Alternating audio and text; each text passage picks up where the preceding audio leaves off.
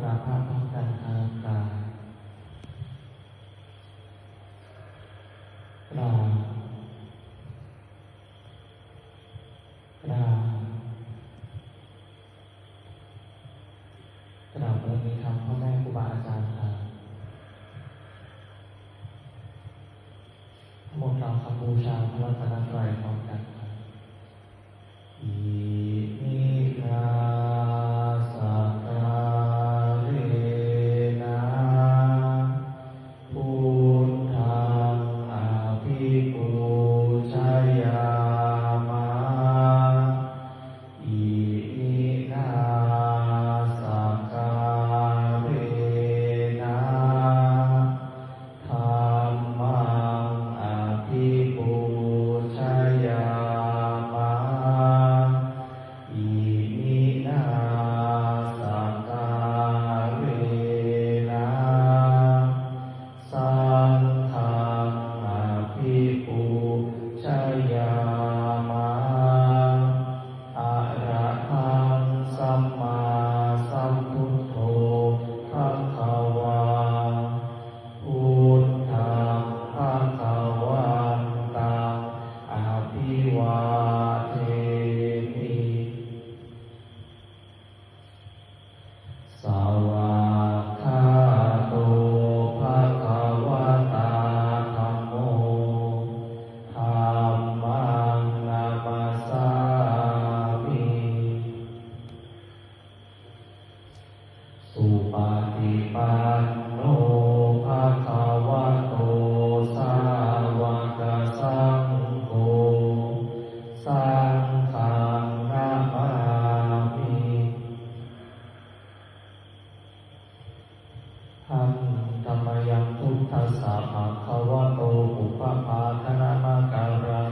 กะโรมาเสนะโมตัสสะภะคะวะโตอะระหะโตสัมมาสัมพุทธัสสะนะโมตัสสะภะคะวะโตอะระหะโตสัมมาสัมพุทธัสสะนะโมตัสสะภะคะวะโตอะระหะโตสัมมาสัมพุทธัสสะพุทธังสารนังคัจฉามิธัมมังสารนังคัจฉามิสังฆังสารนังคัจฉามิทุติยมปิพุทธังสารนังคัจฉามิทุติยมปิธัมมังสารนังคัจฉามิทุติยมปิสังฆังสารนังคัจฉามิตติยมปิพุทธังสารนังคัจฉามิตติยมปิธัมมังสารนังคัจฉามิตติยมปิสังฆังสารนังคัจฉามิเปิดหนังสือไปหน้าที่12ครับทันธรรมยังปฏิจจสมุปบาทธัมเมสุอิทัปปัจจยตาทิธัมมะปะทังอนามาเสอิทัพพิขเวอริยสาวโกปฏิจจสมุปบาทันเยวะสาธุกังโยนิโสมนสิกโรติภิกษุทั้งหลายอริยสาวกในธรรมวินัยนี้ย่อมกระทำไว้ในใจโดยแยกคายเป็นอย่างดีซึ่งปฏิจจสมุปบาทนั้นเทียวดังนี้ว่าอิมัสสมิงสติอิทังโหติเมื่อสิ่งนี้มีสิ่งนี้ย่อมมีอิมัสสุปาทาอิทังอุปัชฌติเพราะความเกิด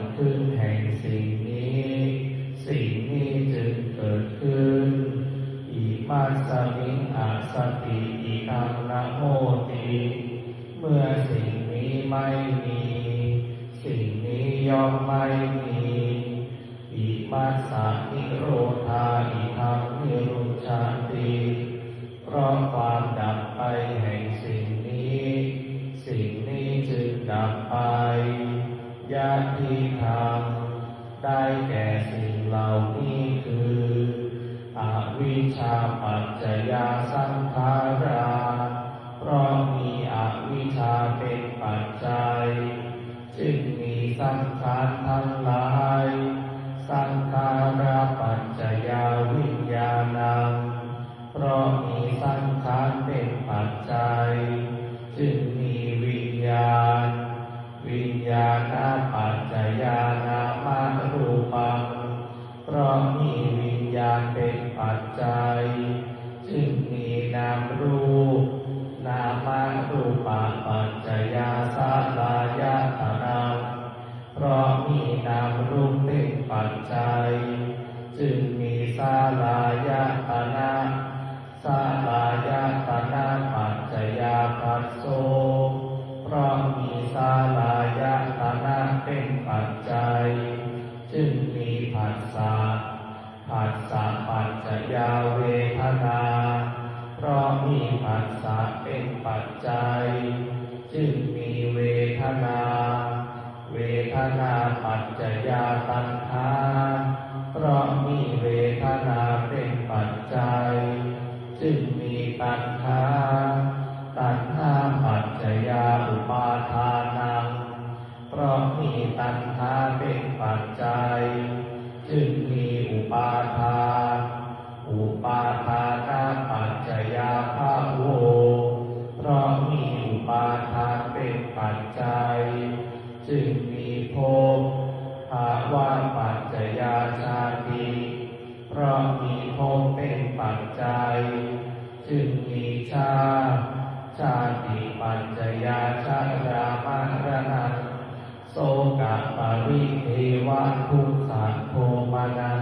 สุปายาสาสัมภวันติเพราะมีชาติเป็นปัจจัยชรามรณะโสกปริเทวะทุกขโทมนัสอุปายาสาทั้งหลายจึงเกิดขึ้นครบถ้วนเอวะเมตัสสะเอวะรัสสะทุกขกันทัสสะสมุทัยโยโหติความเกิดขึ้นพร้อมแห่งกองทุกข์ทั้งสิ้นนี้ย่อมมีด้วยอาการอย่างนี้อวิชชายะเววะอาเสสะอิราคะนิโรธาสังขาระนิโรโธเพราะความจางคลายดับไปโดยไม่เหลือแห่งอวิชชานั้นเทียว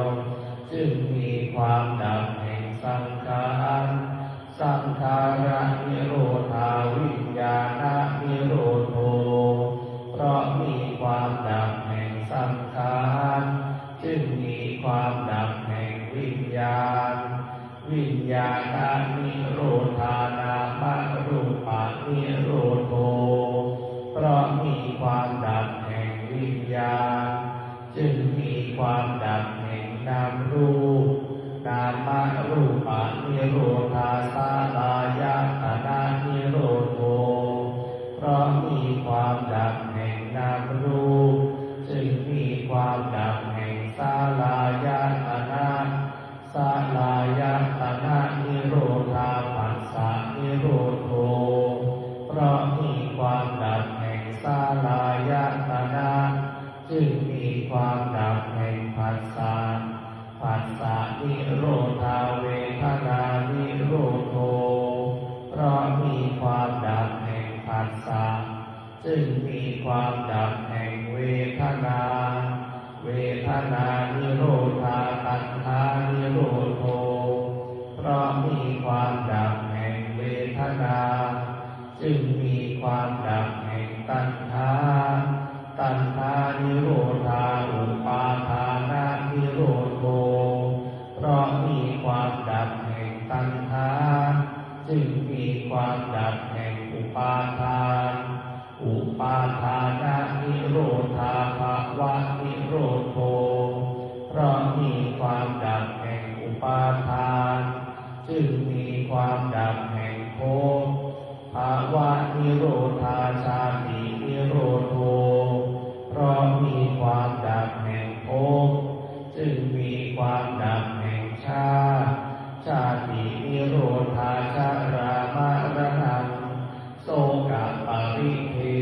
ทุกขโทมานัส